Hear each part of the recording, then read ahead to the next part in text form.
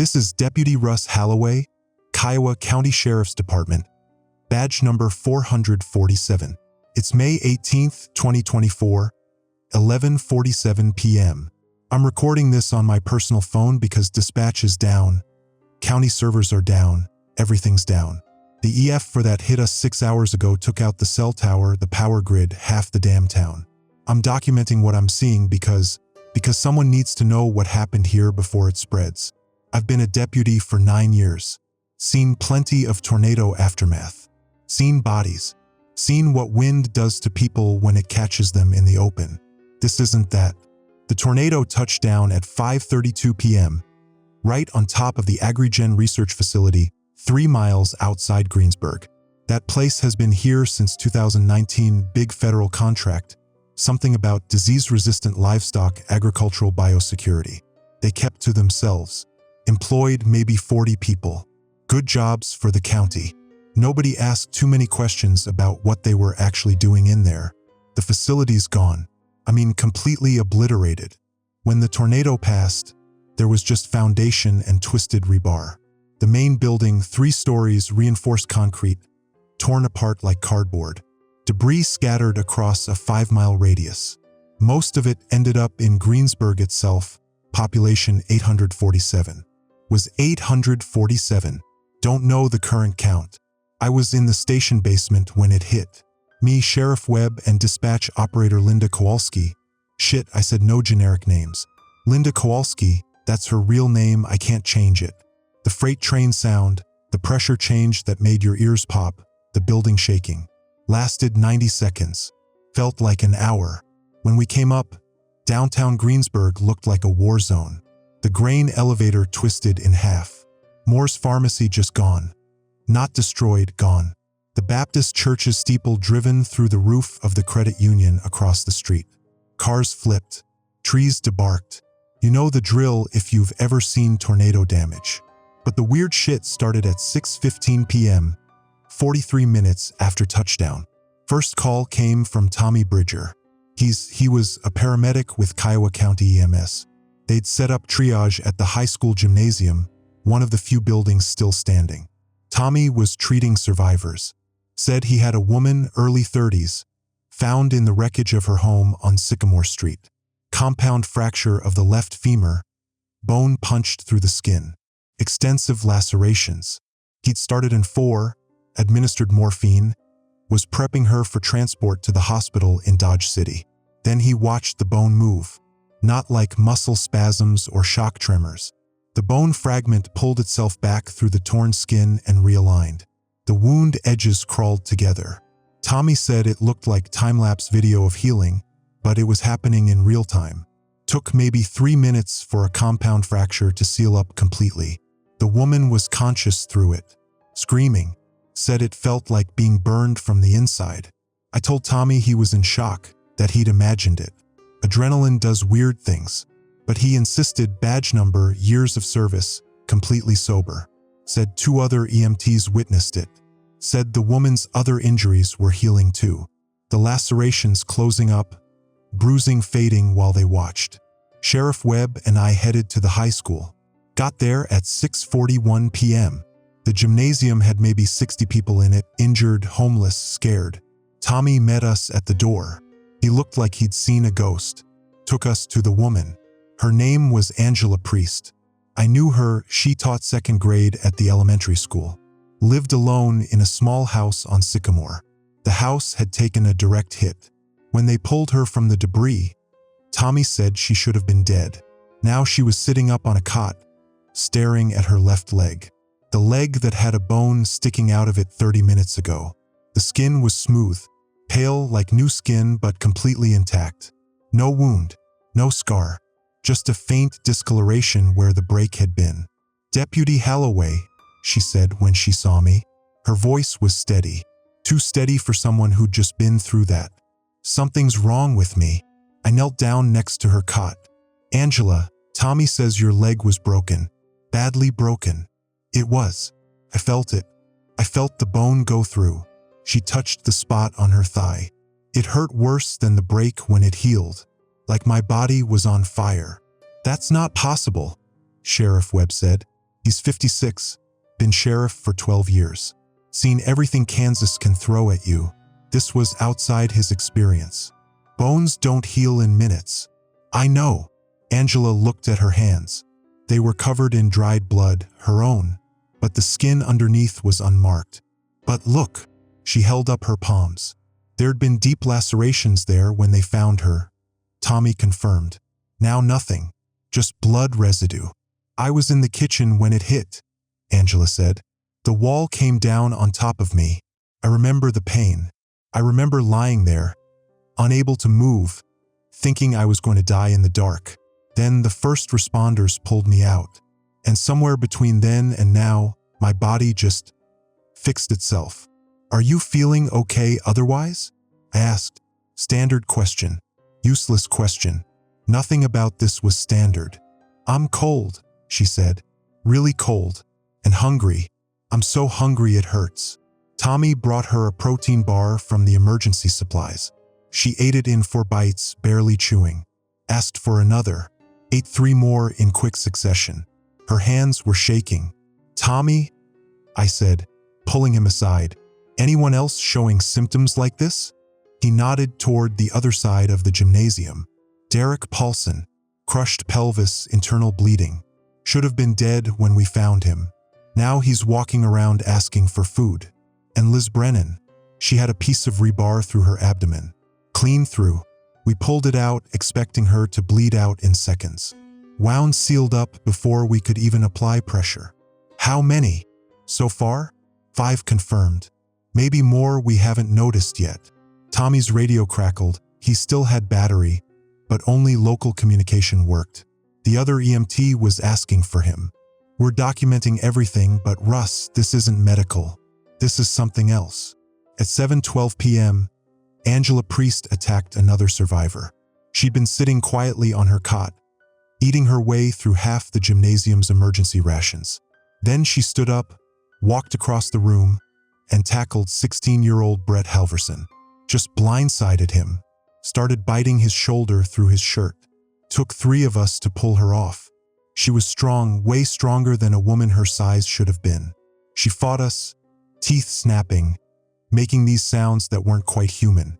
Animal sounds, hungry sounds. We restrained her with torn sheets, the best we could do. She thrashed for maybe 2 minutes, then went completely still. When she spoke again, her voice was her own. Oh God, what did I do?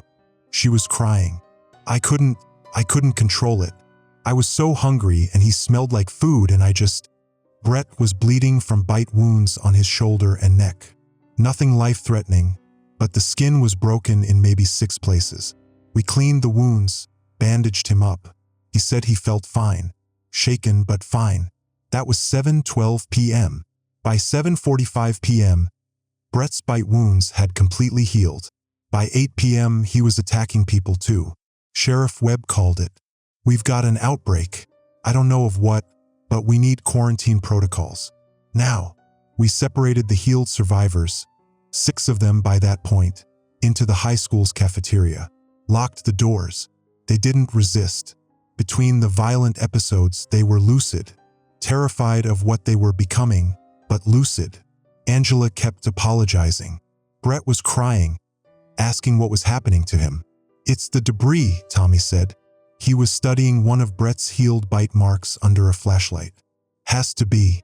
Angela was the first, pulled from the wreckage at 6 p.m. Everyone who's showing symptoms was injured by tornado debris. Deep wounds, penetrating trauma. Something in the debris got into their bloodstream. The Agrigen facility, I said. The tornado went right through it. Infectious disease research, Sheriff Webb muttered. Jesus Christ. What were they working on in there? None of us knew. The facility was federal classified. Local law enforcement wasn't read in on their projects. We knew they had biosafety protocols. We'd done joint emergency response training once. But we'd never been told what they were securing. At 8:23 p.m., one of the infected tried to break through the cafeteria door. Derek Paulson, the guy with the healed pelvis. He threw himself at the door with enough force to crack the frame. It took 4 people bracing it to keep him inside. When the episode passed, Derek slumped to the floor, exhausted. "It's getting worse," he called through the door. "The hunger. The episodes are closer together. And we're stronger. Way stronger than we should be. We need a hospital," Sheriff Webb said. "These people need real medical care. Dodge City's hospital is 70 miles away," I reminded him. "And we've got maybe 3 vehicles still running in town. We can't transport 6 people safely. Then we get help here." But help wasn't coming. Webb tried the satellite phone, dead. Tried the emergency radio, static. The tornado had isolated us completely. Greensburg was on its own. At 8:50 p.m., Linda from dispatch found something. She'd been sorting through debris near what used to be the Agrigen facility, looking for survivors. Instead, she found a damaged transport container, cryo-storage unit, commercial grade. The tornado had ripped it from the facility and deposited it in a field a quarter-mile away. The container was breached, seals broken, contents scattered. Inside had been frozen samples, biological material. The labels were partially intact. Project Lazarus, Phase 3 clinical. Do not expose to ambient temperature. Around the container, the grass was dead. Not torn up by the tornado, dead. Brown and brittle in a perfect circle extending 15 feet from the breach point. And there was blood on the container's interior. Old blood, frozen when the unit was intact. Now thawed, now scattered by the wind across miles of Kansas farmland. The debris was contaminated, Linda said over the radio. Anyone hit by debris from near the facility could have been exposed. And the tornado spread it across half the county. The emergency alert went out at 9:15 p.m. Sheriff Webb used the high school's PA system, broadcasting on emergency frequency. His voice echoed through what was left of Greensburg. Emergency alert. Seek sturdy shelter. Doors sealed.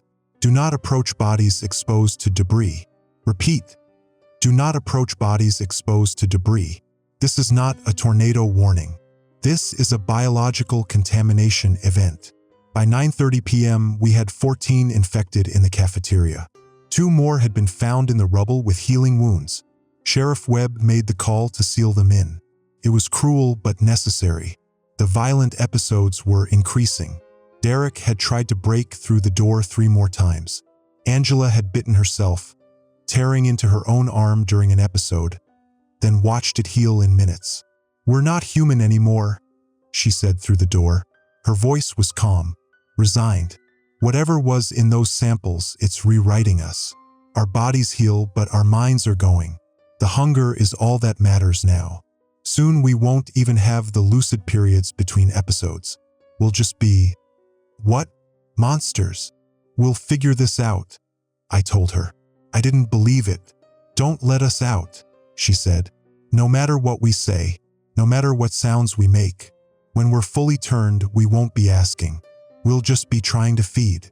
At 10:04 p.m., Brett Halverson died. He'd been the second infected, bitten by Angela. We heard the commotion through the door. Screaming, thrashing, the sound of bodies hitting walls. When it stopped, Derek called out, "Brett's dead.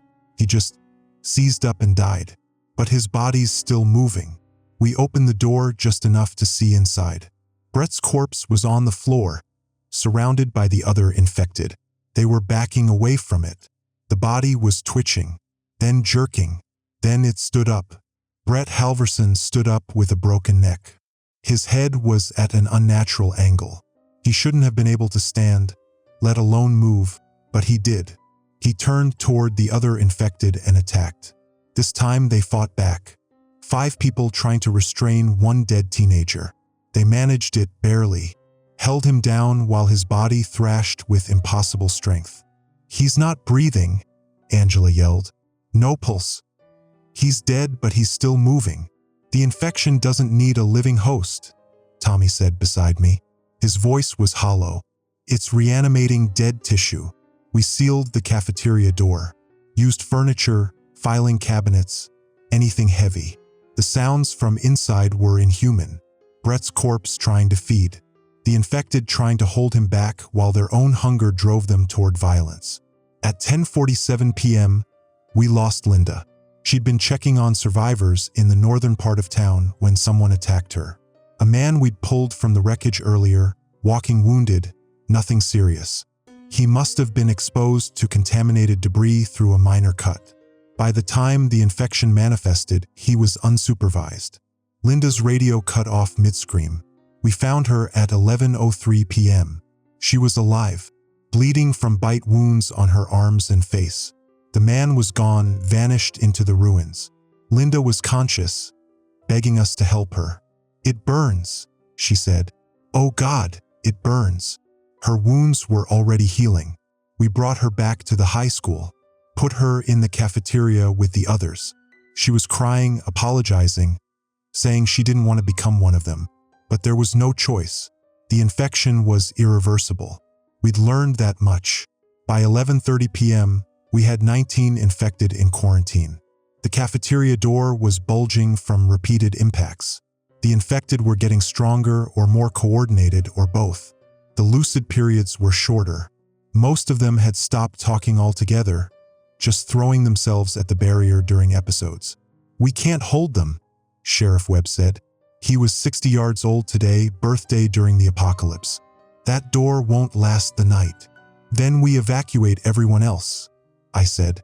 "Get the uninfected out of Greensburg." "To where?" "We don't know how far the contamination spread. Could be other towns. Could be anyone who was touched by debris from that facility. Then we at least get them away from here." We organized the evacuation at 11:40 p.m. 43 survivors, most injured but mobile. 3 working vehicles. We'd head south toward Pratt, 60 miles away. Maybe their communications were intact. Maybe they could get word out about what happened here. I volunteered to stay. Someone needed to document this. Someone needed to warn whoever came next. Sheriff Webb refused to leave me alone. "You're not pulling a sacrificial bullshit move on my watch, Russ. We both stay or we both go." At 11:52 p.m., the cafeteria door broke. The sound of splintering wood and metal. The infected poured out. 19 people who used to be our neighbors, our friends. They weren't coordinated. They weren't organized. They were just hungry. The gymnasium erupted in chaos. Survivors running for the exits. The infected pursuing with impossible speed. Webb and I tried to create a barrier, buying time for people to escape. It lasted maybe 30 seconds before we were overwhelmed. An infected woman, I didn't recognize her, tackled me. Her teeth snapped inches from my face. I got my forearm up, blocked her bite, felt her jaw close on my arm through my jacket. The fabric tore. Her teeth broke skin. Webb pulled her off me. She turned on him instead. I scrambled back, looking at my arm. 2 puncture wounds, already burning. "Russ!" Webb was pinned under 3 infected. No way to reach him without getting torn apart myself. I ran. God help me, I ran. Made it out of the gymnasium into the parking lot. The survivors who'd evacuated were gone. I could see taillights disappearing down Highway 54. Smart. They didn't wait around. Behind me, the screaming stopped. The sounds changed. Beating sounds. I'm in the sheriff's department right now. It's 11:47 p.m. I've been recording for 8 minutes. The burn in my arm is spreading. I can feel it in my shoulder now, crawling toward my chest. The wounds have already stopped bleeding, starting to close up. I'd say I have maybe 30 minutes before I lose myself, before the hunger takes over and I become one of them. So here's what I know. The AgriGen research facility was working on something called Project Lazarus, some kind of rapid healing agent, regenerative therapy. It works, God, does it work? Heals injuries in minutes, but it doesn't stop. Keeps healing, keeps rewriting, turns the living into something stronger, faster, hungry, turns the dead into something that won't stay down. The tornado spread contaminated material across a 5-mile radius. Anyone injured by debris could be infected, could be healing right now, could be turning. Greensburg is lost. 19 infected last count, probably more by now. The infection is irreversible. Quarantine is impossible. They'll spread. To whoever finds this, don't approach the bodies. Don't try to help anyone who's healing too fast. Don't trust that a sealed wound means safety. The infection is in the blood. One bite, one scratch, and you're done. And if you see us, if you see the infected, don't hesitate. We're not your neighbors anymore. We're not your friends. We're just hungry. My arm doesn't hurt now. That's bad. The pain was my body fighting it. Now there's just cold. Just hunger. I can smell the survivors who fled. Their scent trail on the wind. Blood and fear. Part of me wants to follow it. I'm gonna lock myself in the holding cell now. It's reinforced. Might hold for a while. I'm leaving this phone recording on the desk. Still running. Maybe it'll capture what happens next. Maybe it'll be useful. This is Deputy Russ Holloway, Kiowa County Sheriff's Department. Badge number 447. It's May 18th, 2024, 11:51 p.m. I've been bitten. I'm infected. In 30 minutes, I won't be me anymore. To my wife Katie in Wichita, I'm sorry. I love you. Don't come looking for me. To anyone else, burn Greensburg. Burn it all. It's the only way to stop this. The hunger's getting worse. I need to lock myself up now before. Recording pauses. Recording resumes. Timestamp 12:07 a.m. May 19th, 2024. This is I'm still Deputy Russ Holloway. Still me. Mostly me. Jesus, I can barely hold the phone steady. I'm in the holding cell. Locked myself in 6 minutes ago. The burn has spread to my chest, my neck. I can feel my heart beating too fast. Way too fast. Like my body's running a marathon while sitting still. The wounds on my arm healed completely. For minutes from bite to sealed skin. I watched it happen. Watched the puncture wounds close up like they were never there. No scar tissue. Just smooth skin that doesn't feel like mine anymore. I'm burning up. Fever has to be 105, maybe higher. But I'm freezing. Shaking so hard the cot's rattling. This isn't normal infection response. This is cellular rewrite. Whatever was in those Agrigen samples, it's rebuilding me from the inside out. The hunger hit at 11:58 p.m. Not normal hunger. This is primal. Overwhelming. I can smell blood. There's blood on my uniform from earlier. Webb's blood when I tried to help him. It smells like food. It smells better than anything I've ever smelled, and that thought alone tells me I'm losing myself. I need to keep recording. Need to document the progression. Medical data, if anyone's left who cares about medical data after tonight. 11:52 p.m. Bite wound to left forearm. 2 puncture wounds, approximately 1 centimeter deep. 11:54 p.m. Burning sensation spreading from wound site. 11:56 p.m. Wounds stopped bleeding. Edges beginning to close. 12 a.m. Wounds completely healed. Fever onset. Extreme hunger. 12:03 a.m. Locked myself in holding cell. Fever increasing. Muscle tremors. 12:07 a.m. Heart rate approximately 180 bpm. Breathing rapid but not labored. Sense of smell dramatically enhanced. Can hear survivors in the street 2 blocks away. Wait, I can hear them. I shouldn't be able to hear them from here, but I can. Footsteps. Breathing. Crying. They're moving west on Main Street, trying to stay quiet. 3 people. Maybe 4. Injured. I can smell the blood. Focus. Document. That's all that matters now. The sheriff's department has 2 holding cells. I'm in cell 1.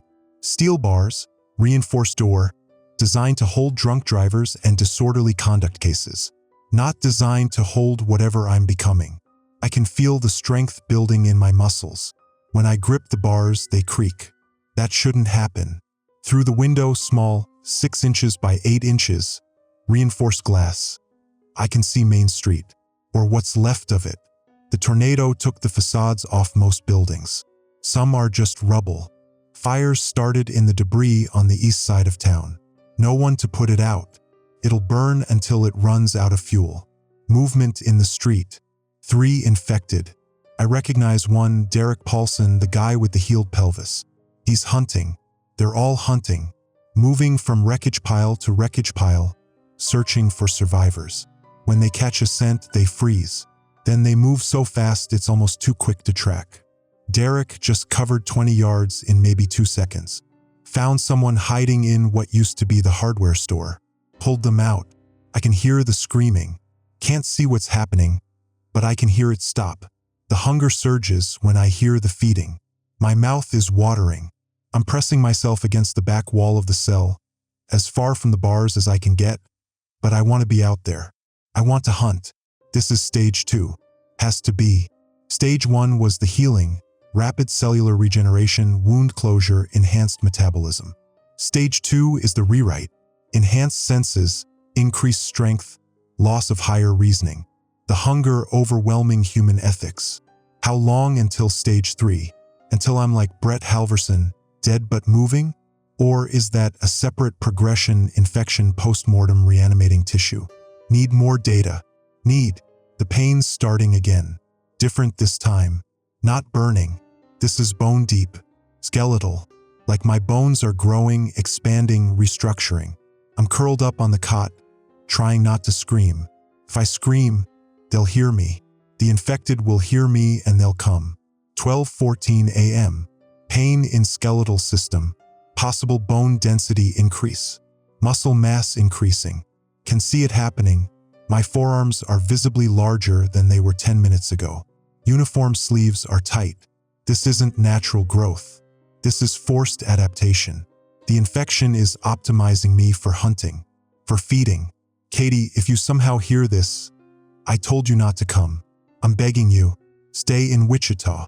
Stay far away from Kiowa County. Tell them to quarantine the whole region. Tell them anyone who was within 10 miles of Greensburg during the tornado could be infected. Tell them, movement outside. Close. I can hear breathing. Slow, controlled. Human breathing, not infected. Someone's in the sheriff's department. Hello. A voice. Female. Young. Scared. Is anyone here? Please. Someone help me. No. No, no, no. Don't be in here. Don't. I'm hiding in the sheriff's office. The door's locked, but I can hear them outside. Please, if anyone can hear me, I need help. I know that voice. Emma Carver. She's 14. Lives lived on Oak Street with her parents. I helped her dad fix his fence last summer. She's a kid. Just a kid. Emma. My voice sounds wrong. Rough. Like gravel. Emma, it's Deputy Halloway. I'm in the holding cell. Don't come back here. Deputy Halloway? Oh, thank God. Can you let me in? I can't. There's something wrong with the people outside.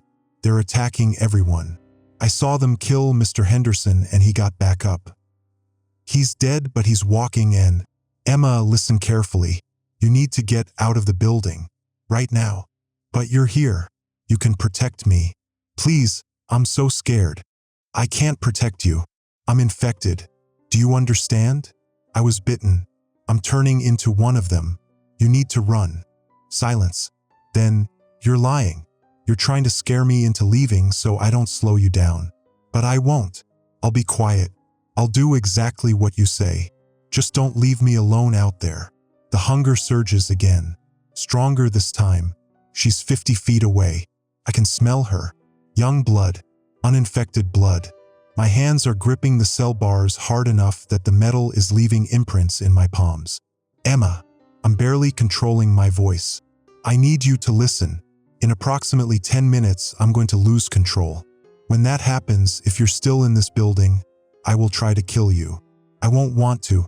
I won't choose to. But I won't be able to stop myself. So you need to leave. Now. I can lock the office door. You can't get out of the cell. I'll be safe. The cell won't hold me. I pull on the bars.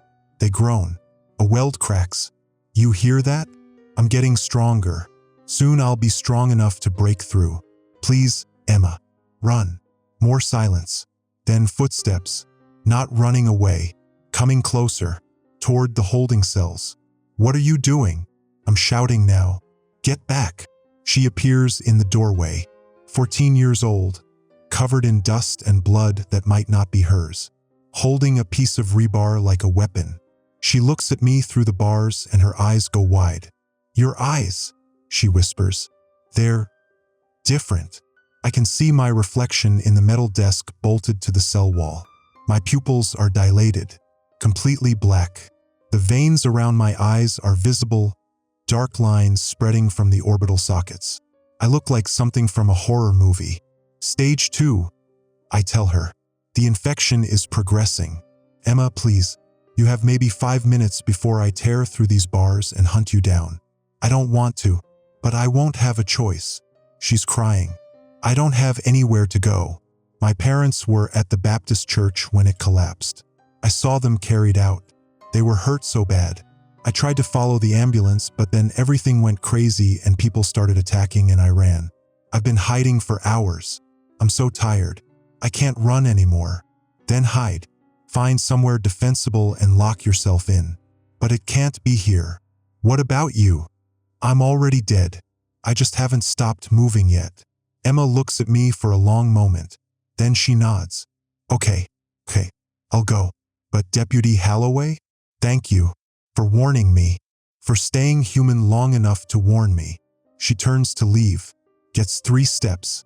Then the front door of the sheriff's department explodes inward. Infected. 5 of them. They must have heard us talking, heard her crying. They pour into the station like a pack of wolves. Emma screams, swings the rebar, catches one infected across the face. The metal dents his skull. He doesn't go down, just grabs the rebar, yanks it from her hands, tosses it aside, reaches for her. I'm moving before I can think about it, gripping the bars, pulling. The welds give way with a metal scream. The door tears from its frame. I'm out of the cell, crossing the room, reaching Emma before the infected can. I throw the first one backward. He hits the wall hard enough to crack plaster. The second one I grab by the throat, lift off the ground, slam down. The third comes at me from the side. I catch her arm, feel bones snap under my grip, hurl her through the doorway. I'm faster than them, stronger. Don't know why, maybe I'm in an earlier stage, still have some human efficiency mixed with infection strength. Or maybe the infection manifests differently in different people. Doesn't matter. What matters is Emma's behind me, pressed against the wall, and 5 infected are between her and the door. The 4th one tackles me. We go down hard. His teeth snap at my throat. I roll, throw him off, kick him in the chest. He flies backward 10 feet. The 5th infected, Angela Priest, oh God, it's Angela, circles around trying to flank. She's fully turned now. No lucidity left. Just hunger. Run! I scream at Emma. While they're focused on me, she doesn't run. She grabs the fallen rebar. When the infected I threw through the doorway crawls back in, Emma brings the rebar down on the back of his skull. Keeps hitting him until he stops moving. 14 years old and she just killed a man. Killed a moving corpse.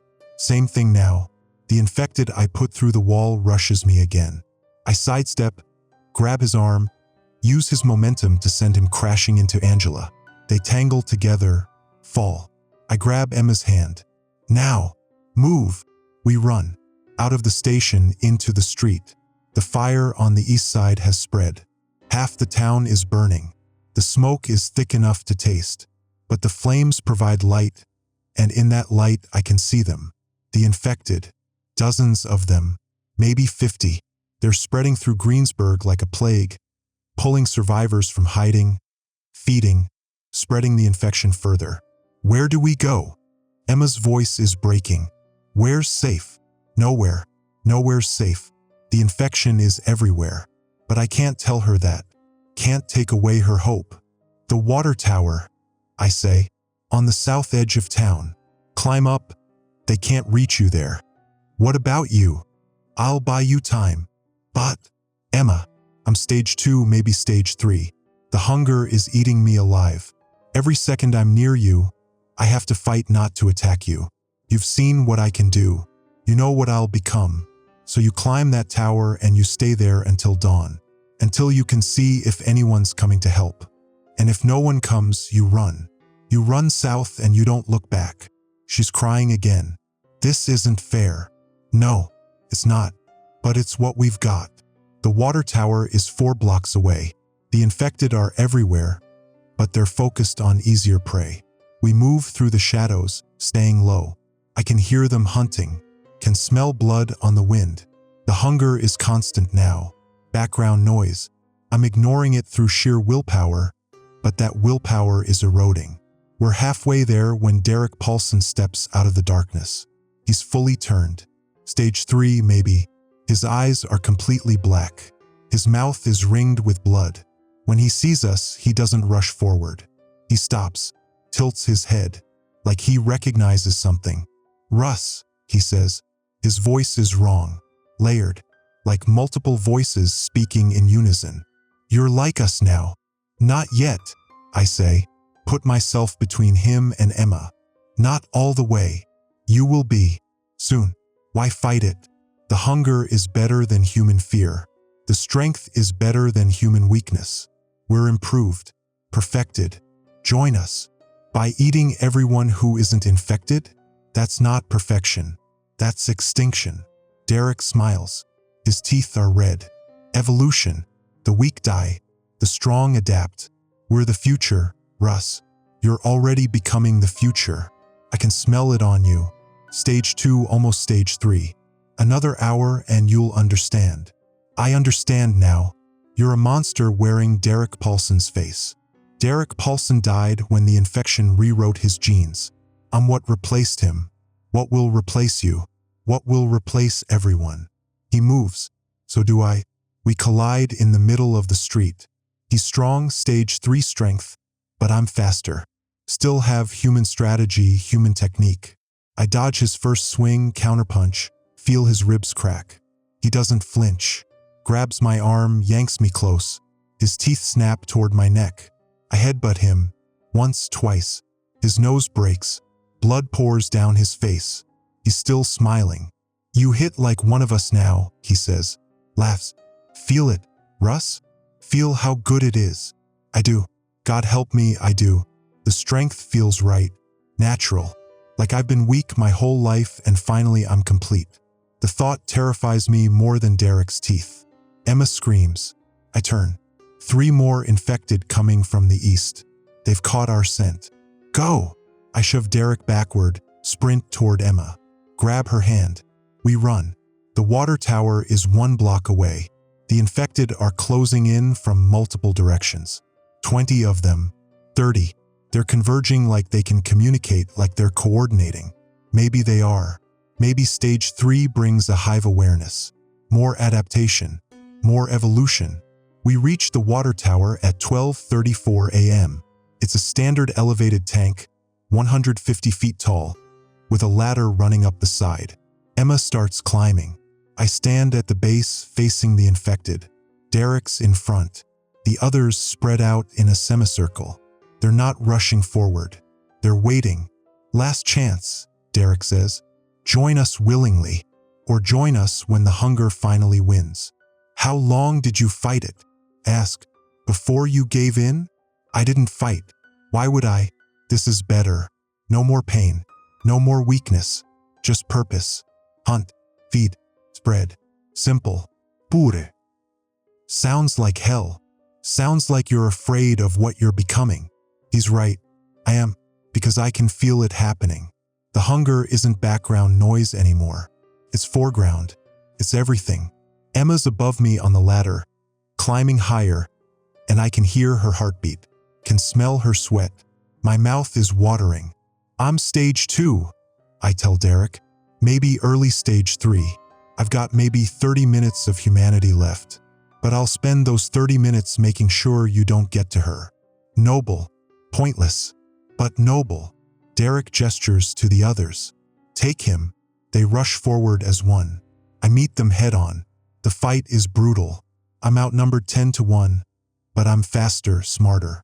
Still think like a cop, like a fighter. I use the water tower's support legs as barriers. Force them to come at me 1 or 2 at a time. Break bones. Crush windpipes. Doesn't kill them, nothing short of massive brain trauma seems to kill them, but it slows them down. I take damage too. Bites, scratches, deep gouges that heal almost instantly. Each wound that closes makes me stronger. The infection feeding on the violence, adapting, optimizing. At 12:41 a.m., I break Derek's neck, grab his head, twist. Spine snaps. He drops. Gets back up 10 seconds later, head at wrong angle, still hunting. Stage 3 doesn't need intact spinal columns. Emma's at the top of the tower now. Safe. The infected can't climb. Coordination's not good enough. She's screaming my name, telling me to climb up with her. But I can't. If I climb up there, if I'm trapped in a confined space with her while stage 3 completes, I'll kill her. Stay up there, I shout. Don't come down until dawn. Another infected tackles me from behind. Female. I don't recognize her. She bites my shoulder through my uniform. The fabric tears. Teeth break skin. The wound heals before she can bite a second time. I throw her off into 2 others. They go down in a tangle. The fight's been going for 7 minutes. I'm tiring. They're not. They don't feel pain. Don't feel fatigue. Just hunger. And there's more of them now. 40. 50. The whole infected population of Greensburg, drawn by the noise. At 12:49 a.m., I realize I can't win. Not the fight. I'm holding my own despite the numbers. But the war inside my body, the infection is winning. The hunger is overwhelming. When I look up at Emma on the tower, I don't see a 14-year-old girl I'm protecting. I see prey, food. The thought comes automatically now. Human ethics trying to suppress predatory instinct and losing. I'm out of time. Emma, I shout. I'm leaving. Going to lead them away from you. Stay on that tower. You hear me? Stay there. Don't leave me alone. I have to. I'm sorry. I run. East, toward the fire. The infected follow. All of them. They're fixated on me now, maybe because I smell like one of them, maybe because I'm the threat. Doesn't matter. They're following. I lead them through burning streets, past collapsed buildings, through parking lots full of overturned cars. They chase. They're slower than me. I'm still stage 2, not fully turned, but they're relentless. Never stop. Never tire. At 12:58 a.m., I reach the Agrigen facility ruins, or what's left of them. The tornado reduced it to foundation and twisted metal. The whole site is maybe 3 acres of destruction. In the center, I can see the crater where the main building stood. Around it, scattered equipment, broken containment units, and everywhere that dead grass. Brown circles marking where contaminated material landed. I stop in the middle of the ruins. Turn. Face the infected. There's got to be 70 of them now. The entire turned population of Greensburg. They spread out in a circle around me. Derek's in front, neck still broken, head tilted sickeningly to the side. Done running? He asks. Yeah, done running. Good. Time to complete your transformation. Time to join us. The hunger surges. It's not just hunger anymore. It's need. Biological imperative. Every cell in my body screaming for fuel. For blood. For living tissue. I can smell the uninfected survivors hiding in the ruins of Greensburg. Can track each heartbeat. Want to hunt them. Want to feed. This is stage 3. This is the end of Russ Holloway. Before I go, I say to Derek, tell me something. Are you in there? The real you? Is Derek Paulson still conscious? Watching while the infection uses his body, Derek tilts his head. The gesture looks wrong with his broken neck. Derek Paulson is a memory, electrical patterns, data. I have access to that data. His training as a paramedic helps me identify vulnerable anatomy. His memories help me recognize prey. But Derek, the person, the man who had a wife and 2 kids, he's gone. Died at 8:47 p.m. when the transformation completed. So you're a parasite.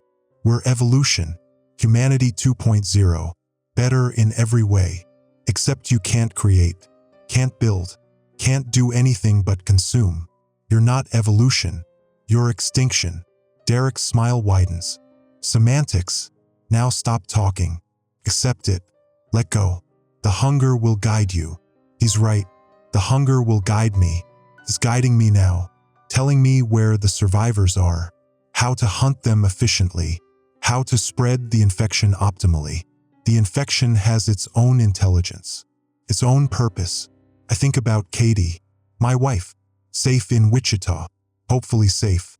If the contaminated debris spread beyond Kiowa County, if the tornado carried it further, no, can't think about that. Can only think about now. About making sure Emma survives. About making sure someone lives to tell the story. At 1:03 a.m. I make my choice. The Agrigen ruins are unstable. The tornado damaged the underground fuel tanks. I can smell the diesel. Thousands of gallons, slowly leaking. The fumes are heavy in the air. All it would take is a spark. I spot a broken electrical panel, wires sparking intermittently. It's 20 feet away, between me and the infected. Derek, I say, you're wrong about one thing. You said joining you is inevitable, but there's always a choice. What choice? Your body is already rewritten. Your mind is almost gone. You're one of us whether you accept it or not. Maybe, but I can choose what to do with the last minute of humanity I've got left. I run, not away from the infected, toward them, through them. They grab at me, try to hold me, but I'm faster. Stage 2 speed, Stage 3 strength. I break through their circle, sprint to the electrical panel, grab the exposed wires. The shock is immediate, massive voltage straight through my body. My enhanced metabolism means enhanced conductivity. The electricity courses through me into the fuel-soaked ground. The diesel vapor ignites. The explosion is instantaneous. Fireball 50 feet wide. The force throws me backward, throws the infected backward. The fuel tanks beneath the ruins rupture. Secondary explosions. Bigger. The whole Agrigen site goes up in flames. I'm on fire. The infected are on fire. Everything's on fire. But fire doesn't kill Stage 3. I learned that from Brett Halverson's corpse. The infection repairs tissue faster than flames can destroy it. We're burning, healing, burning again. Trapped in a cycle of destruction and regeneration. Then the underground storage tanks cook off. The big ones. The ones that held whatever chemical feedstock Agrigen was using. I don't know what's in them. Don't know if it's flammable or reactive or just toxic. But when they go, the explosion is big enough to crater the facility ruins. I'm at ground zero, so are 70 infected. The blast wave is more pressure than fire. Crushes us. Compresses the air in our lungs until they burst. Collapses our enhanced skeletons. The infection can heal almost anything, but it can't heal vaporization. My last human thought is this: Emma's safe. At least for tonight. At least until someone comes to investigate why a small Kansas town went silent after a tornado. Then the pressure hits my skull, and I stop thinking at all. Recording ends. 1:04 a.m. May 19, 2024. New recording timestamp 6:22 a.m. May 19, 2024. My name is Emma Carver. I'm 14. I'm alive. I'm recording this on Deputy Halloway's phone. I found it in the sheriff's department this morning. It was still recording when I got there. 7 hours of silence after the explosion. Just wind and fire sounds. I listened to the whole thing, to everything that happened. I'm on top of the water tower. I've been here for almost 8 hours. It's dawn now. The sun's coming up. I can see the whole town, or what's left of it. Greensburg is gone. The tornado destroyed half of it. The fire destroyed the rest. Everything east of Main Street burned through the night. The Agrigen facility, there's just a crater now. A smoking hole maybe 30 yards across. Everything near it is ash. I can see bodies. Lots of bodies. In the streets, in the rubble, everywhere. Some of them are moving. Not many. Maybe 5 or 6. The infected who weren't caught in the explosion. They're wandering, hunting, but there's nothing left to hunt. Deputy Halloway saved me. He knew he was turning into one of them and he still led them away. Blew himself up with all of them rather than let the infection spread. I heard the explosion from up here, felt the tower shake, saw the fireball light up the whole sky. He was a hero. They were all heroes. Sheriff Webb, the EMTs, everyone who fought the infection. They lost, but they fought. I stayed on the tower like he told me to, watched the fires burn. Watched the infected wander through the ruins. Waited for dawn. Waited to see if anyone would come. Nobody's come. No helicopters. No emergency vehicles. No military. It's been 14 hours since the tornado hit and we're still alone. Either communications are down everywhere or they're not coming. Maybe they quarantined the whole area. Maybe they decided it was better to let Greensburg burn than risk the infection spreading. I don't know. What I do know, the infection is in the debris.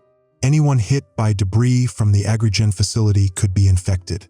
The tornado spread debris across 5 miles. Maybe more. There could be other towns dealing with outbreaks right now. Could be dozens of people turning into those things, attacking their neighbors, spreading it further. Deputy Holloway said to run if nobody came by dawn. It's dawn. Nobody's here, so I'm going to climb down and I'm going to run. South, like he said, toward Pratt, the 60 miles. I'll take one of the abandoned cars if I can find one that works. If not, I'll walk. I'll run. I'll do whatever it takes to get somewhere with working communications. Somewhere I can warn people about what happened here. Before I go, I need to say this. If you find this recording, if you're listening to this, you need to know what we're dealing with.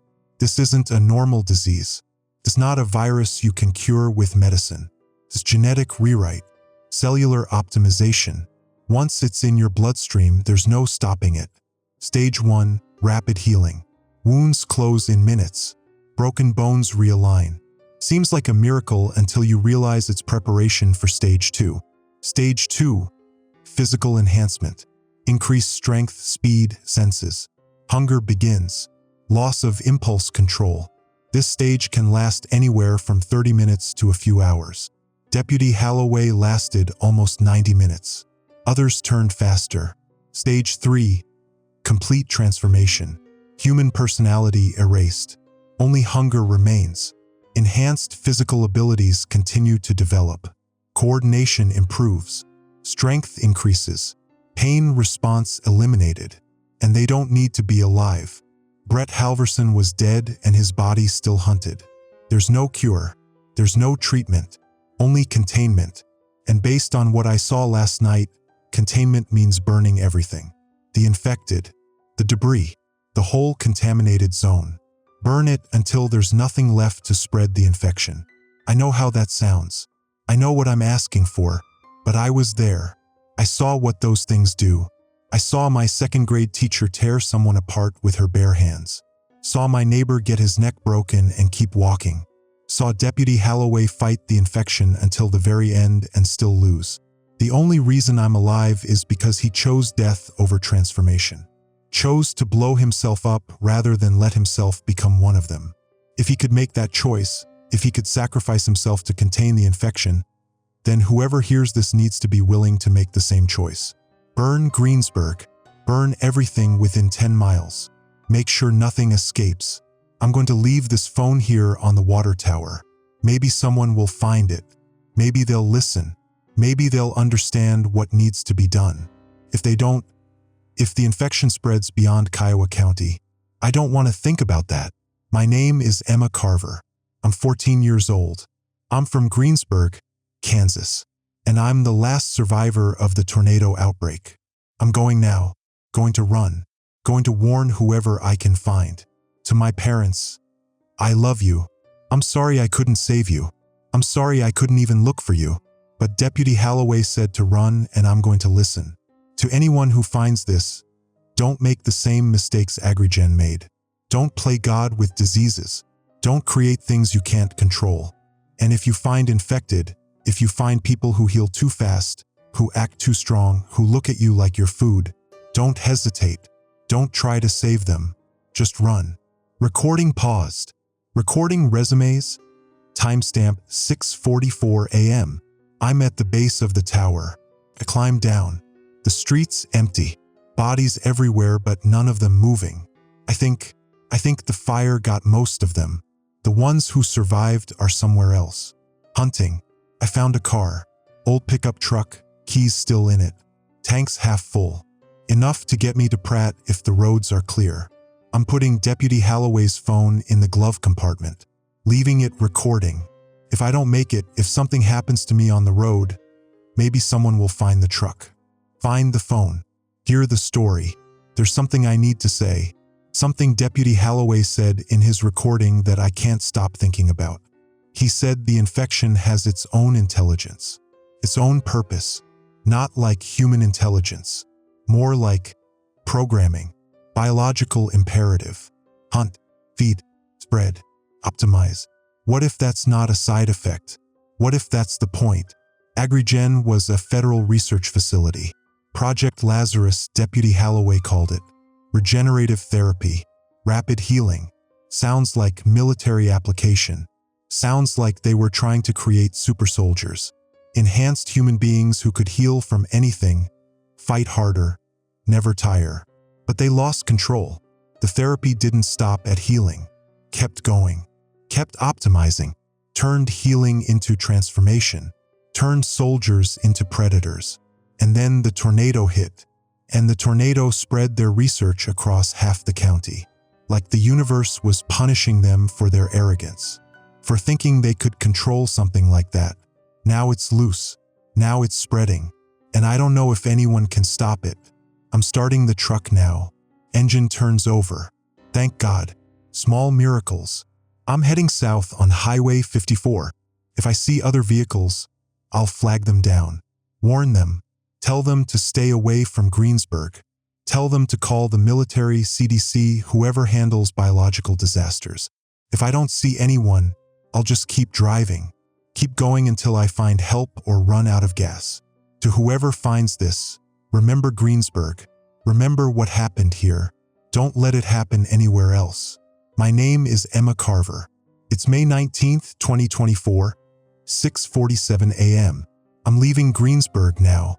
I'm leaving the dead behind. Recording continues. Ambient road noise. Engine sound. Recording. Timestamp 7:15 a.m. I've been driving for 20 minutes. 28 miles on the odometer. No other cars. No signs of life. Just empty highway and farmland. The radio's not working. Just static. Every station. Even the emergency broadcast system. That's not normal. Even with the tornado, somewhere should be broadcasting. Unless the contamination spread further than we thought. I'm passing through Mullinville now. Population 215. Or it was 215. The town looks wrong. Too quiet. No smoke, so no tornado damage. But the streets are empty. Every door and window shut tight. Like everyone's hiding. Or like everyone's already dead. I'm not stopping. Can't stop. Need to get to Pratt. Need to find someone who can help. Wait. Movement. In my rearview mirror. Something's on the road behind me. People. Running. 4 of them. 5. They're fast. Too fast. They're chasing the truck. Oh God. Oh God, they're infected. Mullinville had an outbreak too. The contaminated debris must have spread this far. The tornado carried it across 40 miles of Kansas. I'm pushing the accelerator down. 70, 80. They're still keeping pace. How are they keeping pace? Stage 3 development. Enhanced leg muscles. Optimized cardiovascular system. They can run at highway speeds and they don't tire. They'll chase this truck until I run out of gas. 9 of them now. More joining from side roads. They heard the engine. They're converging. I can't outrun them forever. The truck's at 1/8 of a tank now. Maybe 10 miles left. Then I'm on foot and they're faster than me. Think. Deputy Holloway would know what to do. He'd have a plan. The infection spreads through blood contact, through bites, through debris from the facility. But fire kills it, or at least contained it. The explosion at AgriGen stopped most of the infected. I need fire. Need something big enough to stop them. There's a grain elevator ahead. 5 miles. I can see it against the sky. Grain elevators are basically giant bombs if they ignite. All that grain dust suspended in air. One spark and the whole thing goes up. I can make it there. I think I can make it there. If I can lure them inside and ignite it. I'm not a hero. I'm not a cop or a paramedic or anyone special. I'm just a 14-year-old girl who doesn't want to die. But if I'm going to die anyway, maybe I can take some of them with me. Maybe I can slow the infection down. Give someone else time to warn people. Deputy Holloway sacrificed himself. Sheriff Webb did too. All the adults died trying to protect us, trying to stop the infection. I'm still alive. That means it's my turn. 7 miles to the grain elevator. 14 infected in my mirror now. More joining every minute. They're spreading out, trying to surround the truck, trying to cut off my escape routes. I'm not escaping. Not anymore. I'm going to do what Deputy Holloway did. Led them somewhere they can't spread from. End this. My name is Emma Carver. I'm 14 years old. I was supposed to start high school in the fall. I was supposed to learn to drive, go to prom, graduate, go to college. I was supposed to have a whole life ahead of me. Instead, I'm going to die in a grain elevator explosion trying to stop an infection that should never have existed. To my parents, I love you so much. I hope you didn't suffer. I hope it was fast. To Katie Holloway, your husband was a hero. He saved me. He gave me time to run. I'm sorry I couldn't run further. I'm sorry I couldn't warn anyone, but I'm going to make his sacrifice mean something. I'm going to stop these things from spreading east. To whoever finds this phone, quarantine Kansas. Burn everything west of Wichita. Don't let the infection spread. Please, don't let anyone else go through what we went through. 5 miles to the grain elevator. 12 infected behind me. My hands are shaking. The truck's swerving. I'm so scared. I'm so scared, but I'm not stopping. I'm not stopping. 3 miles. 20 infected now. How many people in Mullinville got infected? How many other towns? It doesn't matter. I just need to get enough of them to follow me. Get them inside the elevator. Find the ignition source. 1 mile. The truck's coughing. Running on fumes. The infected are close enough that I can see their faces. See their black eyes. See the blood on their mouths. I'm at the elevator. Pulling into the loading bay. The truck stalls. Out of gas. Perfect timing. I'm getting out. Running for the elevator entrance. The infected are 30 yards behind. 20. 10. I'm inside. The elevator's old. Unused for years. Grain dust everywhere. Coating every surface. Perfect. The infected are at the door. I'm running for the upper levels. Finding the electrical box. The wiring's ancient. Exposed. Sparking from age and neglect. The infected are climbing the stairs. Their footsteps echo in the metal structure. Getting closer. Closer. I'm at the electrical box. I'm tearing the panel open. Wires everywhere. I grab two. Pull them free. The ends are live. Sparking. The grain dust in the air is thick. I can barely breathe. The infected are on this level. 5 of them. 10. 15. All coming toward me. Black eyes. Hungry. I touch the wires to each other. The spark ignites the dust. The explosion is... Recording ends 7:31 a.m. May 19, 2024. New recording military-grade device. Timestamp 2:47 p.m. May 19, 2024. This is Colonel Janet Rhodes, United States Army Medical Research Institute of Infectious Diseases. I'm documenting our arrival at Greensburg, Kansas, 19 hours post-outbreak. We received word of the situation at 0600 hours this morning via emergency beacon activation from the AgriGen research facility. The beacon's automatic, triggered by catastrophic containment failure. By the time the signal reached us, the facility had been destroyed for 13 hours. Our team arrived via helicopter at 1,430 hours. Full biosafety level 4 protocols. Hazmat suits. Positive pressure systems. We're not taking chances with Project Lazarus material. Initial assessment. Greensburg is a total loss. Population 847. Estimated survivors 0. The town burned through the night.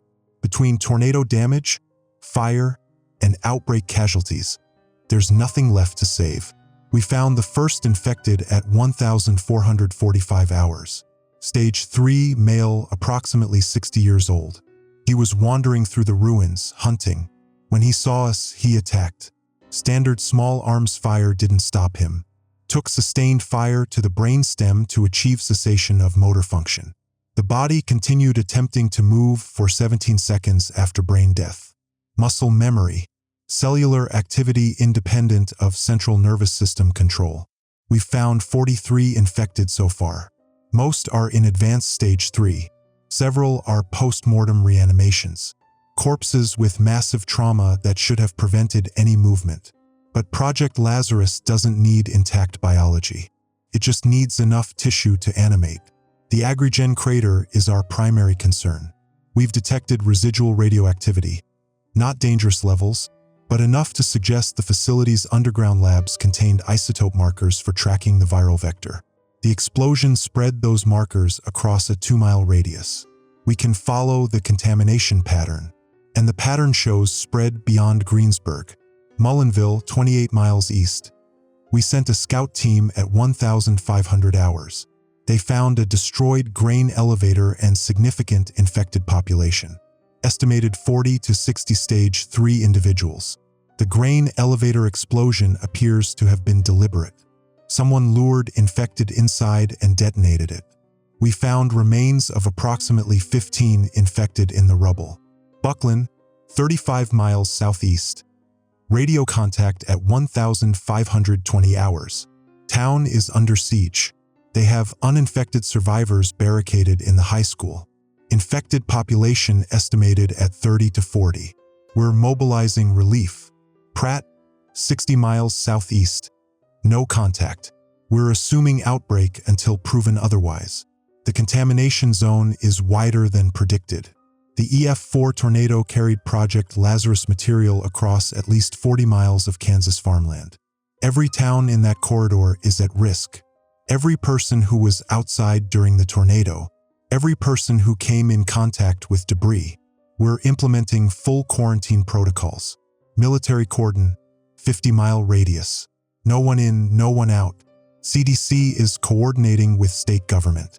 Governor's office is preparing public health emergency declaration. This is the nightmare scenario. This is what we spent 20 years trying to prevent with biosafety protocols and containment measures. And one tornado undid it all in 90 seconds. At 1,615 hours, we found Deputy Russell Halloway's phone. It was in a pickup truck at the Mullinville grain elevator.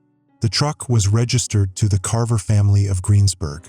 Inside the glove compartment, we found the phone still recording. Battery at 3%. We've downloaded all audio files. 7 hours of testimony. 2 survivors, Deputy Halloway and Emma Carver. Their account matches our data. Confirms what we suspected about Project Lazarus. The project was designed to create rapid cellular regeneration. Military application. Heal battlefield injuries in minutes. Get soldiers back in the fight. But the regenerative factor didn't stop at healing. It continued optimizing. Enhanced muscle density, sensory acuity, metabolic efficiency. Created super soldiers. Then created something beyond human. The designer virus worked too well. Couldn't be turned off. Couldn't be controlled. Agrigen was in phase 3 trials preparing for limited human testing. They had 47 samples in cryostorage. The tornado breached containment. Released all 47 samples. The wind did the rest. Deputy Halloway's recording documents the progression. Stage 1, healing. Stage 2, enhancement. Stage 3, transformation. His observations about increased strength, enhanced senses, loss of human cognition, all consistent with our lab models. What we didn't predict, the speed. We thought transformation would take days. Took hours, sometimes minutes. And we didn't predict post-mortem reanimation. The virus doesn't need a living host, just intact tissue. Once it's in the cells, it continues operating independent of brain death, creating mobile corpses driven by viral imperative. Spread, consume, infect. Emma Carver's final recording is difficult to listen to. 14 years old. She knew she couldn't outrun them, knew she was infected or about to be. So she led them into a grain elevator and blew them up. Killed herself and approximately 15 infected. Slowed the spread long enough for us to get here. Her body was in the elevator ruins. We identified her through dental records. She'll be buried with military honors. Congressional medal. Posthumous citation. It's not enough. Nothing's enough for what she did. At 1,645 hours, we discovered additional survivors. Buckland High School, 35 miles southeast. 19 uninfected individuals barricaded inside. They've been defending themselves for 8 hours. They watched their town fall to infection, watched friends and family turn, but they held the line. Among the survivors, Angela Priest's daughter. She's 9. Doesn't know her mother attacked people and died in the Agrigen explosion. Doesn't know her mother's corpse is in our forensics tent right now, being studied. We evacuated the Buckland survivors at 1,710 hours. They're in decontamination now. We'll hold them for observation, 72 hours minimum. Anyone showing rapid healing goes straight to containment. Can't risk stage 1 going unnoticed. As of 1,800 hours, our infection count stands at 127 confirmed stage 3 infected, 14 suspected stage 2, 6 post-mortem reanimations, 19 confirmed uninfected survivors. Casualty count: 1, 200 plus presumed dead across 4 towns. We won't have accurate numbers for days, maybe weeks. The president has been briefed. FEMA's mobilizing. National Guard is establishing the cordon. We're calling it Operation Clean Slate. The name's prophetic, because that's what we're going to do: wipe the slate clean. Burn every building, every vehicle, every piece of debris in the contamination zone. Eliminate any possible vector for further spread. Environmental impact will be significant. We're burning 200 square miles of farmland. The smoke plume will be visible from space, but it's necessary. Project Lazarus cannot spread beyond Kansas. At 1830 hours, we found something that changes everything. In the Agrigen ruins, beneath the crater, there's a subbasement. The tornado collapsed the main structure, but the underground levels survived. We sent a team down at 1815 hours. They found the lab where Project Lazarus was developed, and they found 46 empty cryotubes. We knew about the 47 samples released in the tornado. What we didn't know: there were 93 samples total. 46 are unaccounted for. The lab's shipping logs show a transport 3 days before the tornado.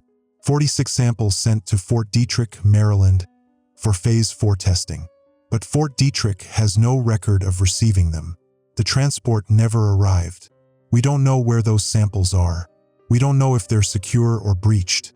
We don't know if there's another contamination event waiting to happen. I've escalated this to USAMRIAD Command. They're investigating, but the implications are terrifying. If those samples are loose, if someone has them, if they're weaponizing Project Lazarus, this could be just the beginning. At 1900 hours, we began controlled burns of Greensburg. The town's been evacuated of survivors and infected.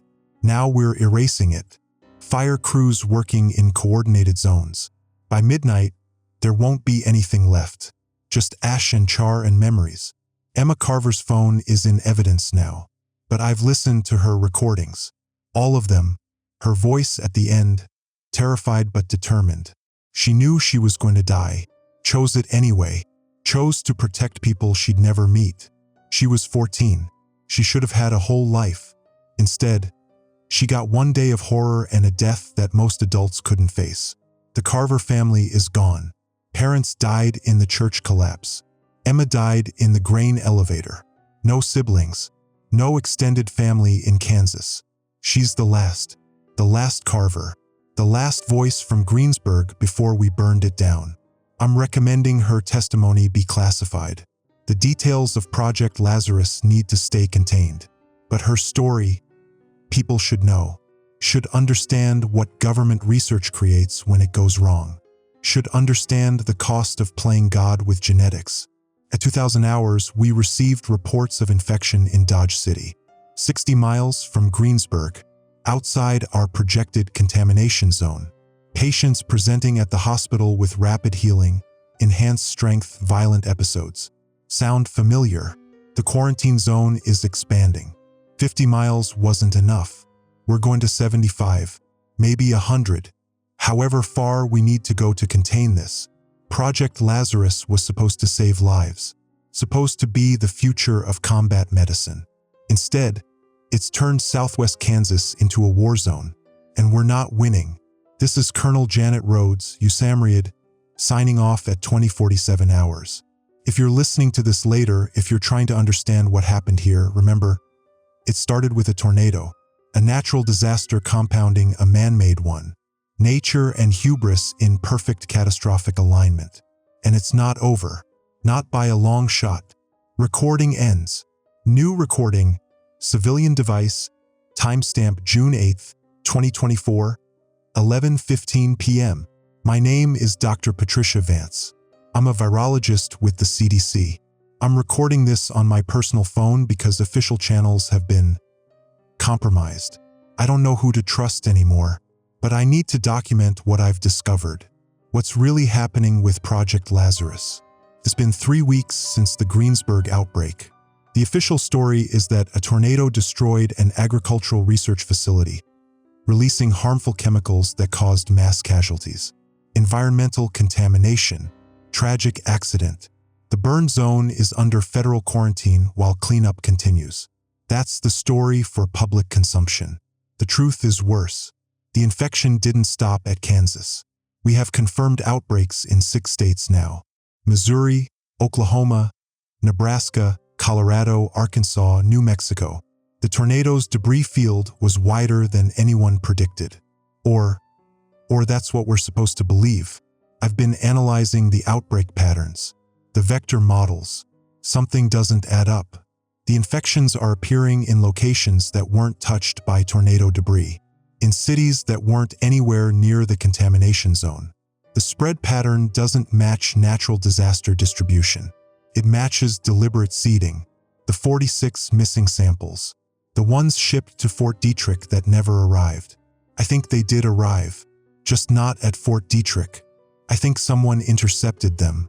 Someone who wanted Project Lazarus for themselves. 3 days ago, I accessed classified USAMRIAD files. I shouldn't have. I could lose my job, my clearance, maybe my freedom. But I needed to know. Needed to understand why the outbreak patterns looked wrong. What I found: Project Lazarus wasn't a military medical program. Not really. It was a bioweapon, designed to be deployed against enemy populations. Rapid healing was just the cover story. The real goal was creating an infectious agent that would turn enemy soldiers into weapons against their own people. Self-perpetuating, self-spreading. A plague that transformed the infected into vectors for further infection. AgriGen was the civilian front, but the real funding came from Defense Advanced Research Projects Agency, DARPA. Black budget, completely compartmentalized. Even most of the researchers didn't know what they were really building, and someone inside the program stole 46 samples. Someone who knew what Project Lazarus really was. Someone who wanted it released. The tornado wasn't bad luck.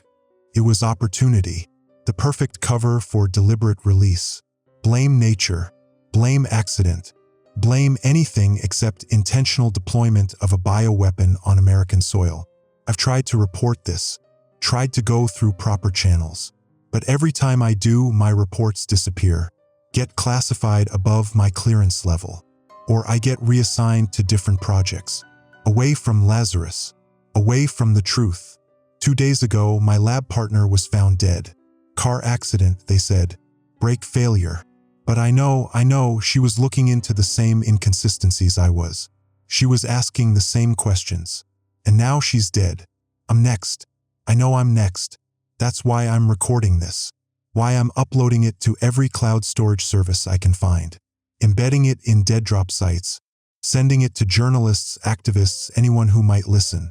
If I disappear, if I have an accident, at least this will survive. Here's what you need to know. Project Lazarus is still out there. The 46 missing samples weren't lost. They're being deployed, strategically, testing the infection's effectiveness, measuring spread rates, refining the weapon, and the government isn't stopping it. They're studying it, using American citizens as test subjects. Every outbreak is data. Every death is a data point. They're learning how to optimize the infection, how to control it, how to deploy it against foreign adversaries. The Kansas outbreak infected over 2,000 people. The expanded quarantine zone covers 150 square miles. 8 towns completely destroyed, burned to ash, and it's not stopping the spread. It's just hiding it, giving them cover to continue field testing. I've documented everything: infection models, outbreak locations, DARPA funding trails, names of people involved. It's all in encrypted files attached to this recording. If you're technical, if you know how to decrypt, the password is Emma Carver was murdered. Because that's what happened. Emma Carver, the 14-year-old girl who sacrificed herself in Mullinville. She was exposed to Project Lazarus, but not by accident, not by tornado debris. I've analyzed the exposure timeline. She was in Greensburg when the tornado hit. She sheltered successfully, wasn't injured, didn't come in contact with debris until hours later, when she was already hiding. She should never have been exposed, but someone made sure she was. Someone needed a witness, needed testimony about what the infection does, needed documentary evidence of stage progression. And they used a 14-year-old girl to get it. Deputy Holloway, too. His exposure was late, very late, after most of the initial infected were already turned. His testimony was too detailed, too perfect, like someone wanted a law enforcement perspective on record. They were laboratory animals, human test subjects who didn't know they were being studied, and their deaths gave the program everything it needed: detailed stage progression data, transmission rate information, behavioral analysis, containment failure protocols. Emma Carver died thinking she was a hero, thinking she was stopping the infection, but she was just giving them data. Her sacrifice meant nothing because they wanted it to spread. I'm leaving Atlanta tonight, going dark. I have contacts in investigative journalism who might protect me, might be able to break this story wide enough that they can't suppress it. If I can get this information out, if I can expose what DARPA is doing, maybe I can stop it before someone's at my door. It's 11:37 p.m. I'm not expecting anyone. The knocking is official, authoritative, military maybe, or federal agents. They found me already. I've been too loud, too obvious, asking too many questions. I'm uploading this now. Emergency upload. If you're hearing this, I'm either dead or in custody. The files are encrypted in the metadata. Find them, decrypt them, expose this. Project Lazarus isn't over. It's just beginning. And the real enemy isn't the infection. It's the people who created it, who released it, who are using American citizens as test subjects for a bioweapon that could destroy civilization. Don't let them win. Don't let Emma Carver's death be for nothing. Don't let door-breaking sounds, shouting, federal agents, on the ground, struggle sounds. Recording ends 11:38 p.m. Addendum. Classified document. Eyes only. Memorandum. To Secretary of Defense. From DARPA Advanced Biological Systems Division. Date: June 15, 2024. Project Lazarus Field Test Results Kansas Event. Classification: Top Secret // Special Access Required. Executive Summary: The Kansas deployment of Project Lazarus yielded exceptional data regarding transmission dynamics, stage progression timelines, and containment challenge parameters. Despite unfortunate civilian casualties, the test met or exceeded all primary research objectives. Key findings: transmission efficiency, 87% infection rate among exposed populations. Vector spread exceeded modeling projections by 34%. Aerosol transmission via tornado debris proved highly effective delivery mechanism. Stage progression: average transformation time 2.3 hours from initial exposure to full stage 3, faster than laboratory models predicted. Enhanced metabolic rate accelerates cellular rewrite. Post-mortem reanimation, confirmed in field conditions. Deceased tissue remains viable for motor function up to 48 hours after circulatory cessation. Implications for persistent threat scenarios. Containment protocols. Standard quarantine measures insufficient. Infected demonstrate coordinated hunting behavior suggesting rudimentary collective intelligence. Recommendation: Immediate termination protocols for any suspected stage 2 individuals. Civilian response. Emma Carver case study proves valuable. Adolescent test subject demonstrated unexpected problem-solving and sacrifice behavior. Recording devices captured detailed stage progression from observer perspective. Her testimony will be invaluable for training scenarios. Operational assessment. Project Lazarus is ready for strategic deployment consideration. The weapon performs as designed. Rapid spread, high lethality, self-perpetuating infection cycle. Collateral damage is significant but acceptable within parameters for high-priority threat elimination. Recommended next steps. Continue field testing in controlled environments. Develop antidote protocols for friendly force protection. Establish strategic deployment doctrine. Neutralize remaining security risks. See attached personnel list. The Kansas event demonstrated that Project Lazarus can be deployed under natural disaster cover with plausible deniability. The tornado provided perfect camouflage. Future deployments should seek similar environmental masking opportunities. Civilian oversight remains unaware of intentional release. Cover story holding. Media management successful. Quarantine narrative prevents independent verification. Threat assessment. Dr. Patricia Vance poses moderate security risk. Her pattern analysis has come uncomfortably close to operational truth. Recommend immediate containment and information suppression. Vehicle accident or home invasion scenario preferred for minimal attention. Signature redacted. Director, Advanced Biological Systems Division. Defense Advanced Research Projects Agency. Handwritten note in margin. Approved. Proceed with Phase 2 testing. Next deployment. Denver metro area. Await optimal cover scenario. GM. Final entry. Anonymous upload, July 4th, 2024. This document reached me through encrypted channels. I don't know who sent it. I don't know if it's real. But I'm posting it anyway because people need to know what's happening. Emma Carver was my niece. My brother and his wife died in Greensburg. Emma died in Mullinville. I've been trying to find answers for 6 weeks. Trying to understand why federal agencies won't release her remains. Why the entire town was burned. Why there's a 150-mile no-fly zone over southwest Kansas. Now I know. She was a test subject. A human guinea pig. They let her die. No, they made sure she died so they could study what their weapon does to people. I'm posting everything. The recordings. The documents. The classified memos. I don't care if it's illegal. I don't care if they come for me next. The world needs to know Project Lazarus is real. It's deployed. It's being tested on American citizens. And it's spreading. If you're reading this, if you're listening to Emma's recording, if you're hearing Deputy Holloway's last moments, understand that their deaths were preventable. Were planned. Were necessary only because someone wanted data. Don't let them be forgotten. Don't let their sacrifice be weaponized. Don't let the government that's supposed to protect us turn us into experiments. Share this. Download it. Spread it everywhere. Before they suppress it. Before they classify it. Before they make it disappear like they're trying to make me disappear. My name is Raymond Carver.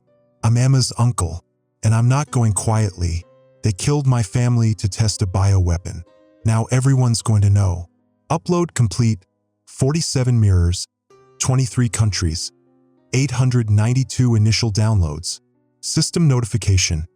Federal takedown request received. System notification. Blocked by distributed network protocol. System notification. 15,847 downloads and counting. System notification. File has achieved viral spread. Final metadata tag. Remember Greensburg. Remember Emma Carver. Remember that the monsters aren't always the infected ones. End of document.